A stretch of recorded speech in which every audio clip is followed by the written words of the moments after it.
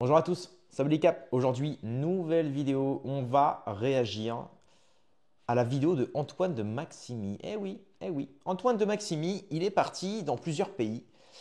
Il est toujours équipé de sa caméra pour partir un peu dans le monde entier. Et donc là, on a une vidéo justement où on voit Antoine de Maximi en Israël avec les Israéliens, au contact des Israéliens et une vidéo d'Antoine de Maximi au Maroc et en Algérie au contact des Marocains et des Algériens. Alors justement, on va réagir à ça, voir quelles sont les différences, quelles sont peut-être les ressemblances et surtout le traitement que vit un Français vis-à-vis des Maghrébins et vis-à-vis des Israéliens. Vous allez voir, restez bien jusqu'à la fin de cette vidéo parce que justement dans cette vidéo, on parlera de plusieurs choses, notamment de comment les masses sont manipulées et instrumentalisées, des choses que vous ne savez certainement pas. Donc restez bien jusqu'à la fin, mettez un pouce bleu, accrochez votre ceinture et c'est parti. Donc on a le tweet de Tourbillon qui nous dit sur CNews et BFM, les hypocrites nous expliquent que ceux qui nous haïssent sont nos amis et ceux qui nous aiment ou au moins n'ont pas de haine viscérale pour Jésus et pour nous sont nos ennemis. Alors voilà, on va réagir donc à sa première vidéo. C'est Antoine de Maximi en Israël. Qu'est-ce qui s'est passé en Israël? On découvre ça tout de suite. Nous n'avons pas de place pour vous. Ah, dommage. C'est pour quelle chaîne? C'est une chaîne française. On n'aime pas la France. Vous n'aimez pas la France?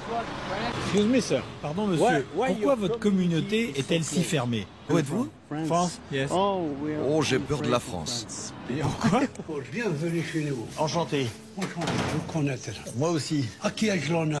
Donc là, les 30 premières secondes, enfin les 20 premières secondes, c'était Antoine de Maximi en Israël. On a effectivement déjà en premier lieu donc deux Israéliens qui sont sur le point de monter dans une voiture. Antoine de Maximi demande gentiment: est-ce que je peux monter avec vous? Est-ce que vous pouvez, comme il a l'habitude de faire, d'habitude les gens, bon voilà, effectivement ils ont un peu peur des caméras, ils ont un peu peur, surtout que c'est des émissions qui datent de début 2000, donc effectivement les gens sont peut-être pas très amicaux avec les caméras à cette époque-là.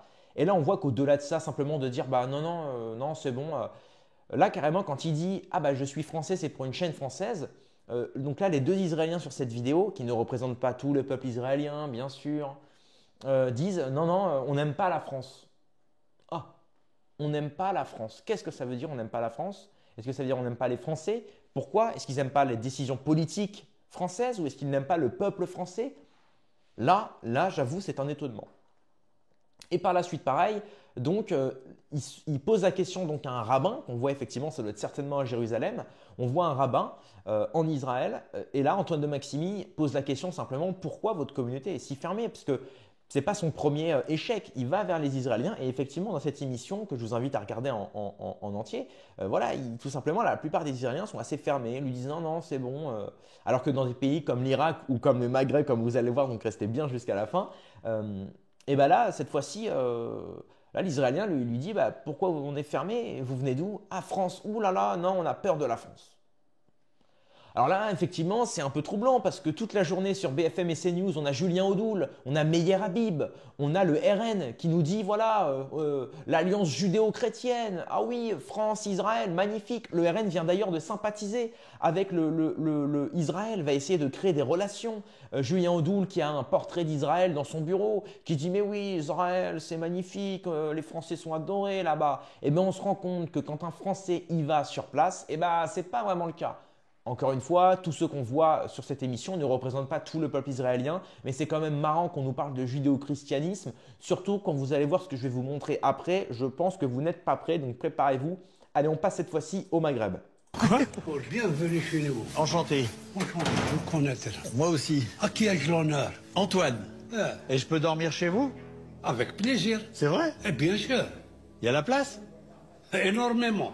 Ah bah alors je peux dormir chez vous alors. Voilà, donc là pareil, il est allé en Algérie et donc là il dit est-ce que je peux dormir chez vous carrément? Donc là c'est même pas monter dans un taxi comme tout à l'heure. Là c'est quand même s'incruster chez quelqu'un, dormir, être dans l'intimité de ce peuple algérien d'ailleurs que je salue, israélien, algérien, marocain, je vous salue les amis.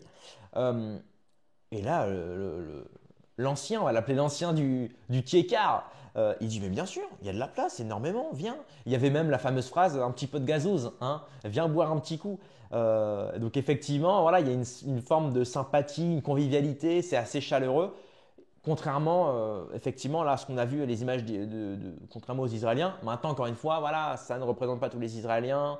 Ça se trouve, s'il était allé plutôt dans les peuples israéliens plus bédouins, bon, bah, peut-être que voilà, il aurait été mieux accueilli. On ne le saura certainement jamais. Bah, en fait, il faudrait y aller. Hein. Je vous laisse y aller, les amis. Hein. Et maintenant, on passe au peuple marocain. Énormément. Ah bah alors je peux dormir chez vous alors? Oui, une. C'est vrai? Oui, c'est vrai. Bon. Ce soir, Oui. vous allez me donner à manger? Oui, le nabo et tout. Oui, mais moi je vais vous donner quelque chose. Je vais vous donner un peu d'argent. Pas d'argent, pas de tout. Comment ça, pas d'argent? Tu dormis, tu manges, oui. On y va, bonne route et bonne route. Ben non. Pas d'argent et pas de... Non. Moi? Mais pourquoi? Parce que moi je travaille, ça y est, tu restes toi comme mon frère. Toi tu restes par nous, oui. Comme mon frère. Et voilà. Et voilà. Donc ça, c'est la réalité. Ça, c'est la réalité. C'est, comme je vous l'ai dit, c'est dans la vie de tous les jours, juifs, chrétiens, musulmans, on s'entend très bien. Français patriotes, musulmans patriotes, quoi que ce soit, on s'entend très bien. Et effectivement, il y a des communautés, des lobbies, certaines puissances, certaines personnes, certains groupuscules, je dirais même, en profitent pour instrumentaliser et manipuler certains peuples, utilisent les médias justement et leur influence pour faire croire que le musulman honnête, comme on peut le voir sur cette vidéo, c'est le même que la racaille à l'arrêt de bus, casquette à l'envers, qui écoute du djoul et qui crache et qui dit Wallah à chaque phrase. Ils vont vous faire croire que ce sont les mêmes. Ils vont vous faire croire que les influenceurs comme Nasdaq, qui font des choses pas forcément très éthiques, je ne vais pas les juger, mais ils ne font pas des choses très éthiques, ils ne mettent pas en valeur la religion musulmane, et eux, ils te font croire que c'est les musulmans du quotidien.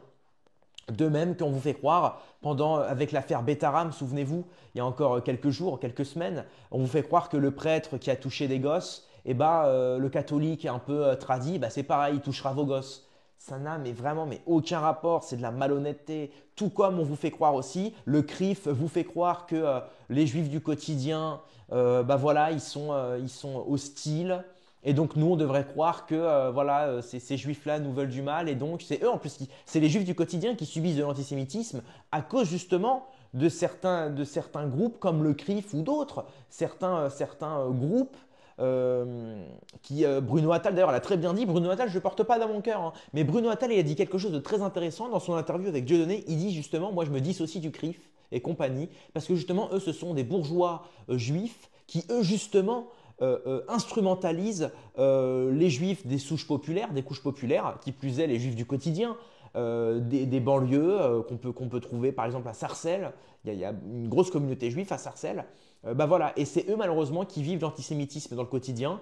Croyez-moi, le CRIF, quand il se serre la main entre Gabriel Attal, Emmanuel Macron et l'imam Chalgoumi, ils sont tous main dans la main parce que eux, ils ne se représentent plus par leur religion ou leurs idéaux, ils se représentent par leur classe sociale. C'est la bourgeoisie méprisante qui méprise, qui manipule et instrumentalise, qui vous instrumentalise, chers amis, qui vous instrumentalise.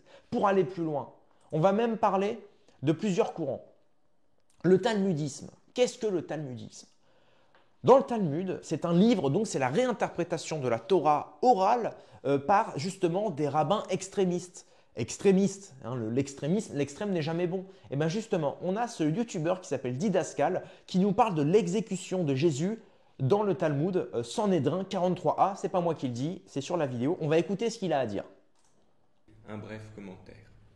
Le texte se trouve donc dans le Talmud de Babylone, traité Sanhédrin 43a. Je lis. On a appris. La veille de Pâques, on a pendu Jésus le Nazaréen. Et le héros est sorti devant lui 40 jours, disant « Jésus le Nazaréen sort pour être lapidé, car il a pratiqué la sorcellerie et a séduit et dévoyé Israël.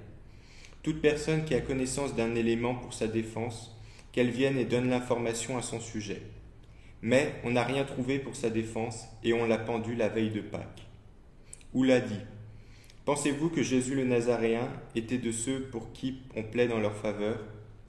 C'était un séducteur et le miséricordieux dit « Tu ne l'épargneras pas et tu ne le couvriras pas. » Deutéronome 13, 9. Mais c'est différent. Jésus, le Nazaréen, était proche de l'Empire. Et oui, le Nazaréen était proche de l'Empire. Aïe, aïe, aïe. Voilà. Alors on continue pareil, hein, voilà, on voit donc en Israël effectivement. Donc là, c'est plus pour démentir un peu le fameux mythe judéo-chrétien. Et encore une fois, c'est pas pour créer des tensions inutiles, bien au contraire. Mais regardez, hein, c'est France 24 qui met ça. France 24, c'est pas moi qui le dis. Hein. Cracher sur des chrétiens, une vieille tradition, qui passe mal en Israël. Alors effectivement, c'était une tradition assez ancienne, qui n'est plus vraiment courante aujourd'hui, malgré certaines vidéos qu'on peut voir sur les réseaux sociaux. Voilà, la police israélienne a déclaré mercredi avoir arrêté plusieurs personnes soupçonnées d'avoir craché en direction de pèlerins chrétiens à Jérusalem. Et encore une fois, voilà, ce serait très répandu chez une communauté orthodoxe. Donc encore une fois, c'est une petite minorité qui malheureusement est vue comme la majorité. Donc la plupart des gens croient que les juifs, tous les juifs vont cracher sur les chrétiens. Non, mais attention, attention, parce que voilà, on se rend compte que quand on envoie cet article-là à des gens comme Julien Audoul, comme Meir Habib, etc., ils vont fermer les yeux sur cette actualité-là. Ils vous font croire que oh, bah, c'est magnifique le judéo-christianisme, mais attention, hein, n'oubliez pas qui a crucifié le Christ. Hein. Il faut quand même le rappeler. Alors qu'à l'inverse, quand on voit par exemple cette vidéo-là, Jésus dans l'islam. Voilà. Qu'est-ce que dit justement le Coran sur Jésus? Eh bien, regardez. Les musulmans croient en Jésus. Bien sûr que les musulmans croient en Jésus. Si quelqu'un ne croit pas en Jésus, il rejette le Coran. Mais il faut noter que dans la croyance musulmane, nous ne croyons pas que cette personne représentée sur cette photo est Jésus alayhi salam. Et une des grosses différences avec le christianisme, c'est que les musulmans, nous croyons que Isa alayhi salam, le Messie, Jésus, n'est jamais mort. C'est bien mentionné dans le Coran que Isa alayhi salam, Jésus a été sauvé par Allah. Il n'a jamais été crucifié, il n'est jamais mort. Et dans la croyance musulmane, Jésus alayhi salam est un prophète très très important, mais n'est pas Dieu ni le Fils de Dieu. Est-ce que les musulmans... Voilà, et donc pareil, on a un extrait, donc il y a marqué dans le Coran, Jésus est le messager de Dieu et celui des enfants d'Israël. Ce point est très important. Jésus ne s'adresse ni aux gentils, ni à l'humanité entière. Voilà. Messager de Dieu, vous voyez, hein, et il faut rappeler d'ailleurs pour tous ceux, pour les Damien Rieu et compagnie qui critiquent les musulmans en disant regardez, ils veulent, oh là là, regardez, ils veulent du mal aux chrétiens, ils veulent du mal aux Français de souche, regardez aux autochtones, etc., etc. Et bien on se rend compte tout simplement que justement, si les Français étaient des honnêtes chrétiens et que les musulmans étaient des honnêtes musulmans et que nous on le démontrait, eh bien il suffirait juste simplement de montrer ce que dit le Coran sur Jésus, qui plus est que Jésus est un prophète dans la religion musulmane.